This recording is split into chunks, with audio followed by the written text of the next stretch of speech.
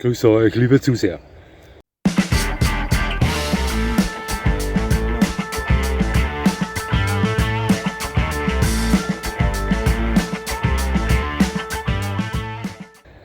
Nochmal herzlichst willkommen, liebe Zuseher, hier auf meinem Kanal. Ich freue mich sehr, dass Sie da sind.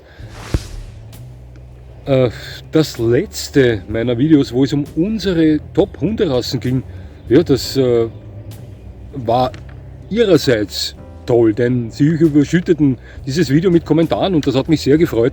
Glauben Sie mir aufs Wort, wenn ich sage, jeder einzelne Kommentar von Ihnen hat mich sehr gefreut und hat mich äußerst interessiert. Ich war überrascht, dass es in diesen Listen vor Molossern, Gebrauchshunden, Hütehunden nur so strotzte. Es kamen auch die einen oder anderen Exoten vor, wie Tobo Sardo, Bardino, Cursino. Doch wissen Sie, was mich am meisten überrascht hat? Dass wir so gut wie keine Terrier lesen konnten. Das überraschte mich wirklich, denn die Terrier zählen für mich zu den fantastischsten Hunderassen überhaupt. Und deswegen möchte ich heute ein Video bringen und für diese tollen, tollkühnen, furchtlosen Teufel gerade stehen, eine Lanze für diese brechen. Und zwar indem ich sie mit den Gebrauchshunderassen vergleiche. Das haben sie sich verdient, denn die sind super. Ja. Also, wir werfen 9 Terrier-Rassen gegen die von der FCI offiziell anerkannten 9 Gebrauchshunderassen ins Rennen. Welche diese 9 Gebrauchshunderassen sind, die die FCI da anerkannt hat, das wissen Sie selbstverständlich. Ich werde sie aber dennoch preisgeben. Das sind der deutsche Schäferhund, Dobermann, Riesenschnauzer, Rottweiler, deutscher Boxer, Malinois, Bouvier, Hoverwart. Wir haben auch einen Grenzgänger dabei, nämlich den Erdil Terrier. Weshalb Grenzgänger? Nun, das ist ein echter Terrier, der normalerweise in die Kategorie der Terrier gehört, um gegen die Gebrauchshunde anzutreten. Doch wir lassen ihn hier etwas den Verräter, den Überläufer spielen, denn das ist auch ein echter Gebrauchshund. Also katapultieren wir ihn in die Gebrauchshunde-Kategorie hinein. Und diese 9 von der FCI offiziell anerkannten Gebrauchshunderassen treten an gegen Kerry Blue Terrier, Soft Coated Waiting Terrier, Irish Terrier, Fox Terrier, Jack Russell Terrier, Border Terrier, Lakeland Terrier, Welsh Terrier und deutschen Jagd Terrier. Ja, diese 18 Hunde vergleichen wir also 9 gegen 9 in den üblichen Kategorien wie Größe, Gewicht, Bewegungsdrang, Leistungsfähigkeit, Wachhund, Schutzhund, Trainierbarkeit, Familienhund, und dann sehen wir uns die allgemeine Haltung an und gehen gleich fließend über ins Gesamtfazit. Nun legen wir mal los und sehen wir oder lassen Sie uns nachsehen, ob die Terrier wirklich so toll sind, wie ich es gerade behauptet habe. Ich sage Ihnen gleich, ja, das sind sie. Ich hoffe nur, dass das Wetter hält, denn es fängt schon wieder leicht zu tröpfeln an. Vorher hat es gegossen wie aus Kübeln. Aber wie gesagt, vielleicht hat der Wettergott ja Erbarmen mit mir und wartet noch etwas ab. Denn da hinten ist alles schwarz. Ja, also lassen Sie uns keine Zeit verlieren. Geben wir Gas, gleich mal mit der Größe.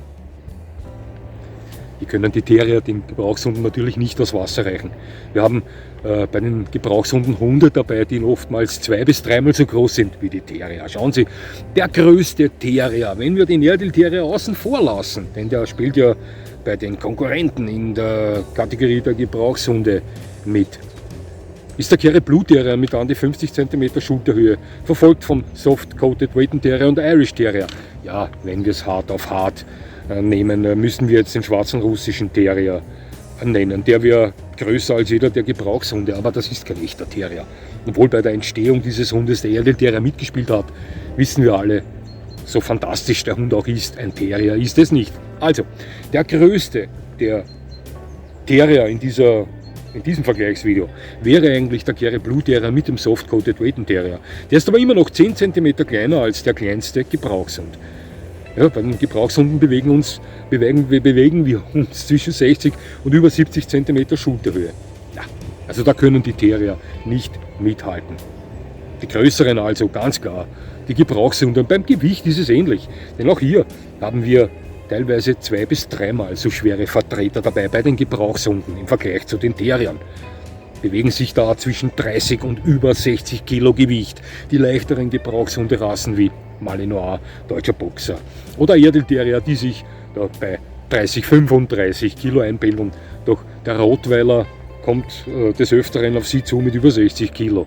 Dämliche Brocken, wir wissen ja auch von Riesenschnauzern, von kapitalen Riesenschnauzern, die schnell mal an die 55 Kilo auf die Waage werfen. Also ja, da können die Terrier ebenfalls nicht mithalten, denn die haben maximal bis 25 Kilo, also ein 25 Kilo schwerer Soft-Coated Waiting Terrier oder Kerry Blue Terrier wäre schon ein sehr schwerer Hund. Ich bezweifle, dass da draußen, wenn wir den Airedale Terrier außen vor lassen, der ja ein Verräter ist in diesem Video, dass da draußen irgendwo 30 Kilo schwere echte Terrier herumlaufen. Die Bull Terrier dürfen wir da nicht vergessen, aber das sind keine wirklichen Terrier für mich. Das sind Hybriden zwischen Bulldog und Terrier, deswegen auch der Name Bull Terrier. Ja, also, klar größer, klar schwerer die Gebrauchshunde, glasklare Sache. Das war keine Überraschung. Jetzt kommen wir zur Kategorie Bewegungsdrang und jetzt müssen sich die Gebrauchshunde das erste Mal anständig anhalten. Ich möchte behaupten, dass bei der Kategorie der Terrier die triebigsten, bewegungsfreudigsten Hunde der Welt dabei sind. Da fährt für mich die Eisenbahn drüber. Die meisten von ihnen, wenn nicht alle, werden mir hier zustimmen. Natürlich sind auch die Gebrauchshunde mit einer gewissen Triebigkeit ausgestattet. Ein fauler oder phlegmatischer Hund hat als Diensthund nirgendwo etwas zu suchen. Klar, hohe oder überdurchschnittliche Triebigkeit finden wir auch bei den Gebrauchshunden, speziell bei den ganz flotten dieser Kategorie. Mali, Dobermann, Boxer und so weiter. Schäferhund. Auch die Triebereien. Unternehmungslustigeren haben sie sicher bei den Terriern. Also, ich möchte sagen, ein etwas höherer Bewegungsdrang, eine etwas höhere Triebigkeit vorhanden bei der Kategorie der Terrier. Lassen wir es dabei. Ja, ich glaube schon.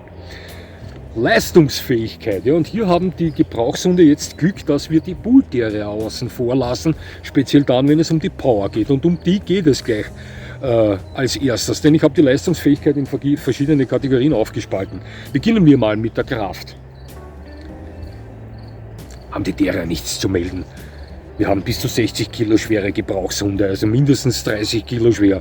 Und der schwerste Terrier in diesem Vergleich hat maximal 25 Kilo. Sie sind weit kleiner, weit leichter, ganz klar, dass diese viel schwereren, größeren Hunde auch mehr Schmalz haben, mehr Körperkraft vorweisen, ist ja klar. Aber ich habe vorher gesagt, hier können die Gebrauchshunde von Glück sprechen, dass wir nicht die 4 Bull Terrier auch mit reinschmeißen da in die Kategorie der Terrier, denn da würde die Sache schon etwas anders aussehen. Wir wissen, was für Powerpakete die Bull Terrier darstellen. Stark sind auch die Terrier und ich sage Ihnen was, stellen Sie sich mal einen deutschen Jagdterrier vor, nur zum Beispiel. Wenn dieser Hund von jetzt auf jetzt eine Schulterhöhe von 70 cm vorweisen würde, was das für ein Kraftprotz wäre. Ja, also Pound for Pound gehören sie sicher zu den stärksten Hunden, aber ja, in der Praxis sind die Gebrauchshunde die stärkeren Hunde. Also das war die Power. Sehen wir uns mal die Geschwindigkeit an. Gebrauchshunderassen sind alle hochläufiger, haben längere Rücken. Klar, erreichen die höheren Topspeed. Wir haben hier Hunde dabei, die sich auf 60 km/h Spitzengeschwindigkeiten zubewegen. Ja, ich weiß schon, ein Dobermann erreicht diese Geschwindigkeit nicht. Und ich werde immer und mein ganzes Leben lang behaupten, dass Teddy, der Dobermann, diese Geschwindigkeit erreicht hat. Ja, 100%. Nochmal, es sind Hunde dabei, die sich auf die 60 km/h Spitzengeschwindigkeit zubewegen bei den Gebrauchshunden. Diese Geschwindigkeiten erreicht kein Terrier. Topspeed, hier sind die Gebrauchshunderassen überlegen, ist ganz klar. Explosivität, Beschleunigung von 0 auf 100 kann ich nicht sagen, das ist jetzt nur stellvertretend. Ja. Also Beschleunigung von 0 auf 100. Die Terrier, die ziehen hier den Gebrauchshunden klar davon. Die sind explosiver. Die sind von unten rauf schneller, die sind beweglicher. Das müssen sie sein. Die haben Aufgaben zu bewältigen, die einzigartig sind. Hatten sie zu bewältigen, müssen sie auch heute noch bewältigen. Jeder eingeschworene Terrier-Fan weiß, was auf die Terrier bei ihren Arbeiten zukommt. Wie schnell die sein können müssen, wie beweglich die sein können müssen. Also, Topspeed sicher der höhere bei den Gebrauchshunden, eine klare Sache. Schnellere Beschleunigung, Explosivität in höherem Ausmaß vorhanden bei den Terriern. Das ist für mich in Stein gemeißelt. Ausdauer. Streitfrage. Doch Ich bin der Meinung, das ist meine Meinung, meine Erfahrung, das ist mein Eindruck, dass die Terrier die ausdauernderen Hunde sind. Die ausdauerndere Hundekategorie darstellen. Schauen Sie, ein Terrier gräbt sich von hier bis nach Australien durch. Der hört erst auf, wenn er sein Ziel erreicht hat. Das sind die zähesten, tollkühnsten, leistungsfähigsten Hunde der Welt dabei in dieser Kategorie. Auch Gebrauchshunde sind Hochleistungsmaschinen, aber die Terrier sind zäher, ausdauernder. Meiner Meinung nach. Also, die geben weniger schnell auf, wenn es um körperliche Anstrengung geht, als es die Gebrauchshunde tun. So sehe ich das. Vielleicht sehen Sie das ja anders. Aber ich bin davon überzeugt. Wetterfestigkeit, auch das ist ein Element der Leistungsfähigkeit. Und ich sage Ihnen was. Hier schränkt den Erfolg der Gebrauchshunde etwas ein. Der Dobermann, der Deutsche Boxer und der Rottweiler. Tja, ist so. Wir müssen bei Fakten bleiben. Was hat's, das hat's, sagt man in Wien. Dobermann und Deutscher Boxer können, wenn es etwas kalt wird, ja, schon mal mit Problemen zu tun haben. Ja. Also ich spreche hier von -7, -8, -9, -10 Grad und noch kälter. Also hier fällt Ihnen schnell mal der Dobermann oder der Deutsche Boxer aus, wenn er nicht permanent wirklich bewegt wird.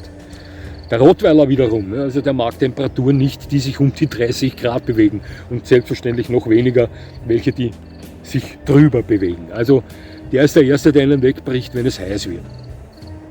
Jeder Hund hat mehr oder weniger mit Kälte zu kämpfen oder mit Hitze zu kämpfen. Sie verstehen, was ich meine. Und Besitzer von Dobermann, Boxer oder Rottweiler haben mir das schon oft genug bestätigt und ich habe es schon oft genug gesehen. Hier möchte ich die Terrier allgemein als die Hunde bezeichnen, die da besser dastehen. Ja? 9 gegen 9. Ja? Also wir haben mit dem deutschen Schäferhund, dem Hoverwart, dem Riesenschnauzer, das waren nur Beispiele jetzt, höchst wetterfeste Hunde. Doch, wie gesagt, diesen Erfolg dämpft ein wenig der Dobermann, der Deutsche Boxer und der Rottweiler. Das ist meine Meinung. Ja? Also hier sind die Terrier allgemein besser aufgestellt. Wir haben also, wenn wir uns die Leistungsfähigkeit gesamt ansehen, die schnelleren Hunde, wenn es um den Topspeed geht, die Gebrauchshunde, größer, hochläufiger, längere Rücken, klar. Die explosiveren Hunde mit schnellerer Beschleunigung, ja, die Terrier, quirlige Teufel. Für mich ganz klar. Die stärkeren Hunde, die schwereren und größeren Gebrauchshunde. Ebenfalls eine klare Sache. Die ausdauernderen, zäheren, ja, unnachgiebigeren, wenn es um körperliche Anstrengungen geht, die Terrier, da fährt für mich die Eisenbahn drüber. Und wenn es ums Thema Wetterfestigkeit geht, ebenfalls die Terrier, die Kategorie, die die Nase vorne hat. So sehe ich das, liebe Zuseher. Ja, Thema Wachhund. Wenn es ums Anschlagen, ums Melden geht, um die Nachricht an Sie geht, Herrchen oder Frauchen, da stimmt etwas nicht, nehmen sich beide Kategorien überhaupt nichts. Die Terrier sind hochsensibel, hochaufmerksame Hunde, ausgestattet mit viel Temperament, die schlagen gleich mal an. Doch genauso sieht es bei den Gebrauchshunden aus. Ja, also auch das sind exzellente Wachhunde, vom deutschen Schäferhund bis zum Rottweiler, alle 9. Also, wenn es rein ums Melden geht, herrscht hier Einstand. Da gibt es keinen Vorzug von mir. Wenn es um die optische Abschreckung geht, um Hunde geht, die auf einem Grundstück, auf einem einsichtlichen unterwegs sind, haben die Gebrauchshunde die Nase vorn. Das ist eine klare Sache, liebe Zuseher. Es ist ein Unterschied, ob ein Hund mit, ja, nehmen wir einen Schnitt her, 45 Kilo und 65 oder knapp 70 cm Schulterhöhe auf Sie bellend zuläuft, hinterm Zaun, klar.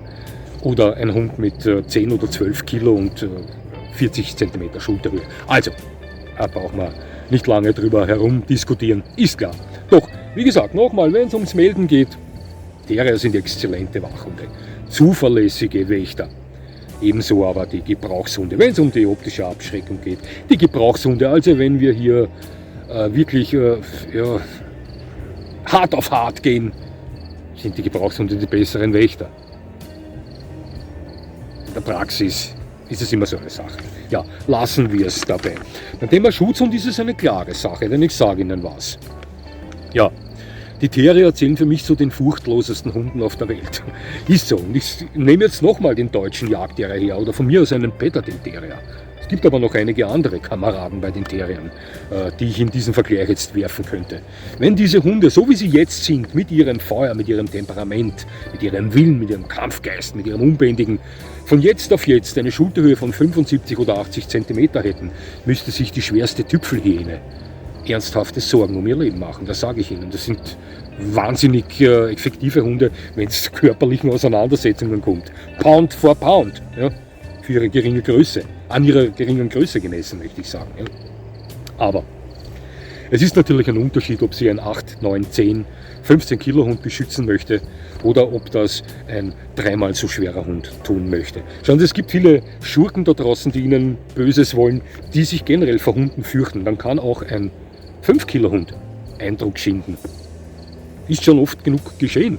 Ich habe von einem Zuseher eine E-Mail bekommen, der mir geschrieben hat, der Yorkshire Terrier seiner Bekannten hat sie mal vor einem Angreifer beschützt. Ja, dieser Schurke muss generell sich gefürchtet haben vor Hunden. Aber wenn Sie auf einen Kriminellen treffen, der Sie würgen möchte, ja, und der keine Angst hat vor Hunden, weil er dumm ist, ja, vor Schutzhunden, ja, dann wird sich der von so kleinen Hunden höchstwahrscheinlich weniger schnell abschrecken lassen. Der muss es dann wirklich spüren. Und wenn es dann ums Spüren kommt, sind hier die Gebrauchshunde den Terriern weit überlegen. Das ist klar. Schauen Sie, alle neuen Gebrauchshunde, alle Vertreter der Gebrauchshunde-Kategorie sind exzellente Schutzhunde, das wissen wir. Bei den Terriern haben Sie 2, maximal 3 Vertreter dabei, bei diesen neuen generell. Wir lassen ja den Airedale Terrier außen vor. Die körperlich gerade noch so viel Substanz mitnehmen, um effektive Beschützer ihrerseits darstellen zu können. Die können wir gleich beim Namen nennen. Das sind meiner Meinung nach der Kerry Blue Terrier, der Soft-Coated Waiting Terrier, wenn Sie einen guten erwischen, ja, und der Irish Terrier. Den Willen dazu, sie zu beschützen, haben alle Terrier. Doch körperlich dazu geeignet sind sie nicht alle. Ja. Die 3, die ich eben genannt habe, eventuell. Ja. Also ganz klar, die besseren Schutzhunde, ja, das ist unbestritten, sind die Gebrauchshunde. Ist nun mal so. Ja. Kommen wir zum Thema Trainierbarkeit. Schauen Sie, die Gebrauchshunde machen es Ihnen klarerweise leichter. Diese Hunde wurden dafür erschaffen. Die wurden daraufhin selektiert, um via Kommandos mit ihren Besitzern zusammenzuarbeiten. Das wurde auch in den Jahrhunderten der Existenz der Terriern von diesen Hunden verlangt. Doch wurden die gleichzeitig auch auf derartig viel Feuertemperament gezüchtet, das oftmals so heftig in ihnen drinnen lodert, dass da schon mal das eine oder andere Kommando ihrerseits untergehen kann. Ja? Also, auch die Terrier sind trainierbar. Viele davon besitzen erstaunlich guten Will to Please, aber nicht in dem Ausmaße, wie ihn die Gebrauchshunde besitzen. Da sind wir uns einer Meinung, 100%. Also, wenn es um die Trainierbarkeit geht, sind die Gebrauchshunde oder die Kategorie der Gebrauchshunde von keiner Hundekategorie auf der Welt zu schlagen. Auch nicht von den Terriern. Also, trainierbar, die Terrier, ja, aber weit besser. Die Gebrauchshunde, ebenfalls. Klare Sache. Thema Familienhund. Und hier gibt es eigentlich nicht wirklich viel, das erwähnenswert wäre, wenn es um Unterschiede beider Kategorien geht. 1, 2 Sachen gibt es allerdings zu sagen. Die erste, die mir gleich mal einfallen würde, ist, obwohl die Gebrauchshunde hier zumeist die doppelte oder dreifache Substanz der Terrier mitnehmen, werden Sie die Terrier zumeist doppelt oder dreifach so viel zu Hause spüren. Die sind triebiger, die sind zu Hause mehr unterwegs, sind öfter mal hinter Ihnen nach, wenn Sie in die Küche gehen, weil Sie nachsehen wollen, was da los ist, weil Sie neugierig sind. Die sind hibbeliger, die sind hurtiger unterwegs. Wir haben auch hurtige Vertreter bei den Gebrauchshunderassen, wenn Sie einen ziemlich triebigen Mali besitzen, Dobermann, Boxer, Schäferhund, deutschen Schäferhund besitzen. Auch die können spürbar, ziemlich spürbar zu Hause sein, aber die Terrier sind generell die spürbareren Hunde zu Hause. Also, wenn man es auf eher etwas Ruhigeres abgesehen hat, wobei ruhig sind die Gebrauchshunde auch nicht wirklich. Vielleicht der eine oder andere Rottweiler, der hier eine stoische Ruhe ausstrahlen kann, doch dann wird schon knapp. Aber im Vergleich zu den Terriern sind sie ruhig. Ja.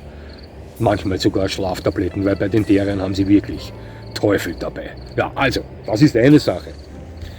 Ja, Unterschiede. Sie sind eigentlich, was das Familienleben betrifft, ähnlich. Ist es ähnlich, an sie heranzugehen, speziell bei der Haltung mit Kindern. Schauen Sie, Wir haben bei beiden Kategorien Hunde dabei, die ziemlich viel Feuer zeigen können. Hunde dabei, die nicht unbedingt dafür bekannt sind, die höchste Reizschwelle zu besitzen, wie sie zum Beispiel Molosser haben. Hier sind schon Hunde dabei, die schnell auch mal genervt sein können von etwas zusekannten Kindern. Das ist so. Ne? Also, das müssen Sie immer bedenken, bevor Sie auf einen Gebrauchshund oder Terrier zuschlagen. Das sind Hunde mit recht hoher Triebigkeit, mit anständiger Portion Feuer und dass die da manchmal vielleicht ein bisschen ungeduldiger mit Kindern sein können als etwas ruhigere Molosser, ist eine klare Sache. Doch sonst sind sie, was die Eignung als Familienhund betrifft, eigentlich ja, auf einer Ebene. Beide Kategorien stellen exzellente Familienhunde dar, möchte ich behaupten. Sehen wir uns mal die allgemeine Haltung an. Von Kategorie zu Kategorie und dann mein Gesamtfazit. Ja. Also ich würde sagen, wenn Sie ein Mensch sind, der es auf den Abrichtersport abgesehen hat, dann sollten Sie sich auf jeden Fall in der Kategorie der Gebrauchshunde umsehen, das ist ganz klar. Wollen Sie einen guten Wachhund, ist es egal. Ne? Beide Kategorien bieten Ihnen exzellente Wachhunde. Wollen Sie einen guten Schutzhund, sind Sie viel besser in der Kategorie der Gebrauchshunde aufgehoben. Beim Thema Familienhund möchte ich sagen, dass die Gebrauchshunde hier, obwohl es viele triebige Hunde dabei gibt, die ruhigeren sind. Obwohl sie 2-, 3-mal so groß und so schwer sind, sind sie zumeist weniger zu spüren als die kleinen Raketen. Ja. Anspruchsvoll in der Haltung sind beide Kategorien. Schauen Sie, das sind Hunde mit hohem Aufgabenbedarf. Teilweise enormen Bewegungsdrang. Ja.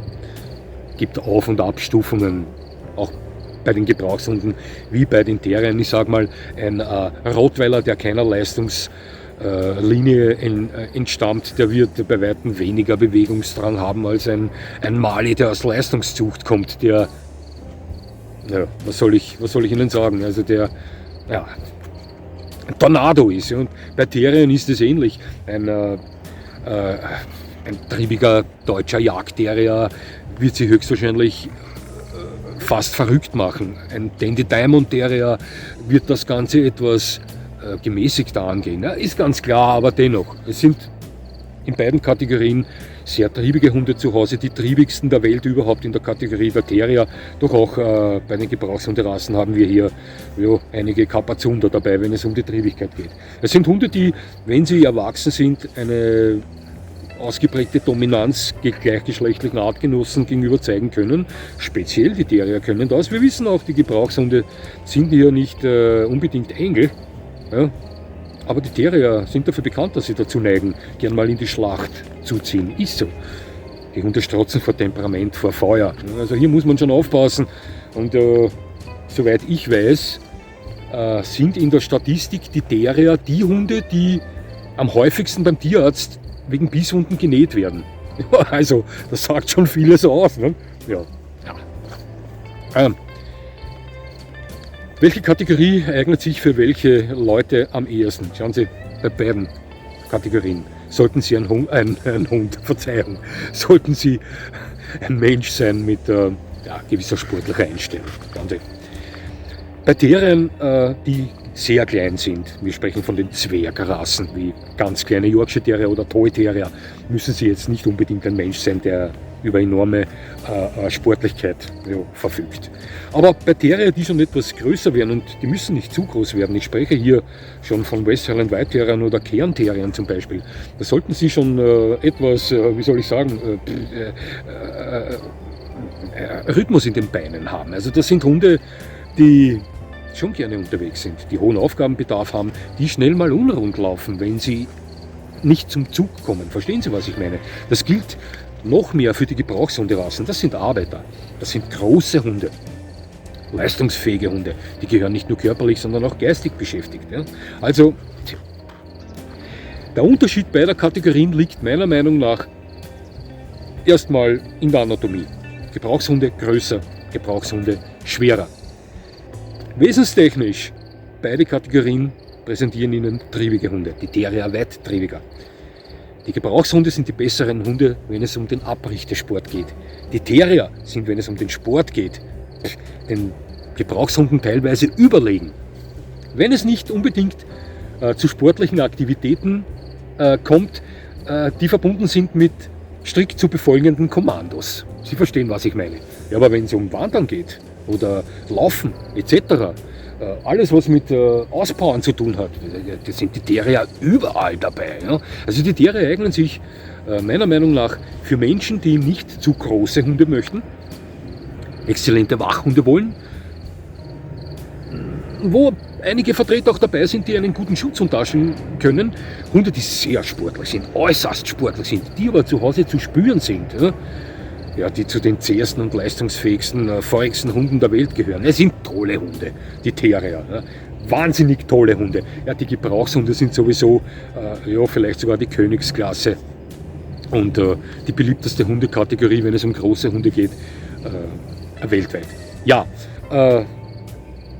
es fällt mir sehr schwer, hier sonst noch irgendwelche Unterschiede herauszukitzeln. Ich habe ja alles schon gesagt.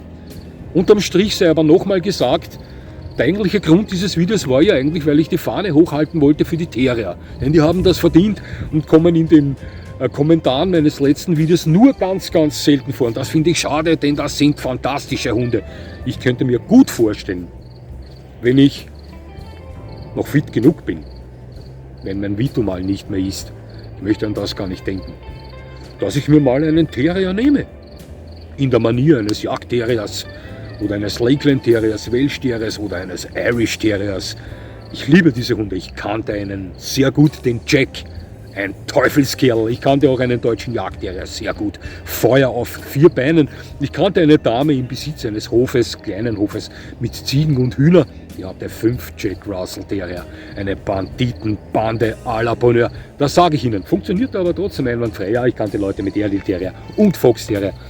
Ich bin fasziniert vom Charakter dieser Hunde, auch vom Feuer, vom Temperament dieser Hunde. Ja. Wenn Sie mich fragen, für welche Klasse ich mich entscheiden würde jetzt, müsste ich mich für die Gebrauchshunde entscheiden. Aber das ist schnell erklärt.